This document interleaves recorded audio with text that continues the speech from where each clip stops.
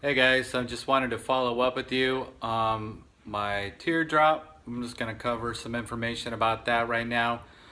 Um, what I've done is I've actually taken 2 layers of underlayment, which is right here, which is basically like 1/8 of an inch.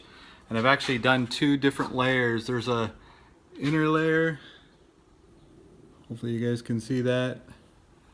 That's the first layer, and then I just lay it on the second layer. And then I'm gonna trim it down with the router, but everything is looking pretty good. I got some nails that I need to take care of, but it's looking pretty good so far. Everything's gone pretty well. I did run into some issues on the roof. I'll show you that. Right here on the second ply, here's one ply, like right here, and here's another ply.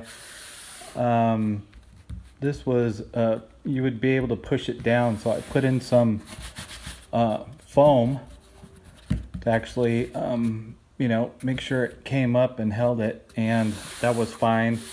And I'm kind of like right here is what I'm talking about, where you actually see it bend down a little bit.